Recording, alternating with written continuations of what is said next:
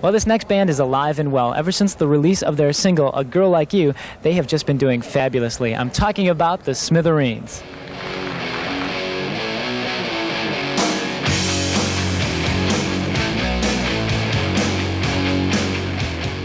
The Smithereens have been together for 10 years, and their music is a mixture of rock, pop, and some blues. In the last couple of years, their style has changed to a harder sound. I would say that perhaps it's a bit more focused in terms of the production. It might seem a little harder edge, but that's probably only on the first two tracks, A Girl Like You and Blues Before and After. It's actually quite diverse. I think it sounds a lot more like our first record, especially for you, except that the missing piece of the production puzzle is there now, which was simply us taking more time to make a record. Instead of doing it in 10 days as we usually have, we took about a month and a half. The album's harder sound is partially the result of producer Ed Stasium, who has also worked with the Ramones and Living Colour. Ed Stasium producing our record. It turns out that we had met 20 years ago, that we're from the same hometown. Oh, yeah? And he used to be the guy that let me play this particular guitar in our local music shop. I would ride my bike there every day after school and worship this one blue Kalamazoo electric guitar, and this kindly guitar teacher salesman would always let me take this guitar off the wall and play it.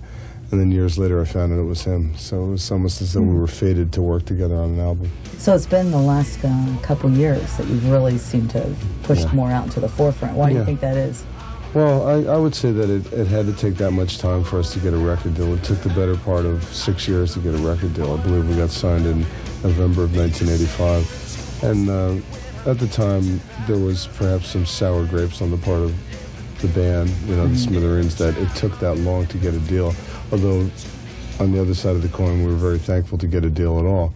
And then we didn't realize that's when the hard work really actually begins. Everyone thinks, and a lot of fledgling bands, new bands that we meet on the road, think that when you get the record deal, that's the end of it. But that's really the beginning of the hard work. How did you get the deal?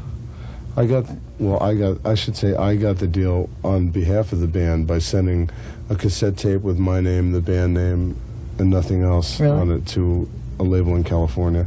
And they responded a week later with a phone call saying, "We'd like to sign you," which is pretty remarkable. Wow. That's like a fairy tale.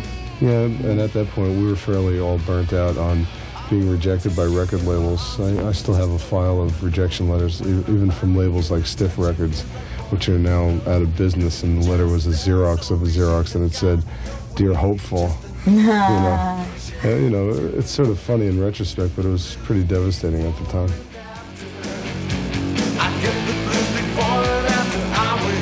All right, well, if a movie was made about your life, what would it be called?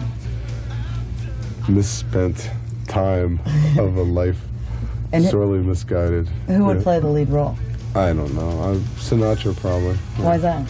Well, we're both Italian, and we're both from New Jersey, and we both sing.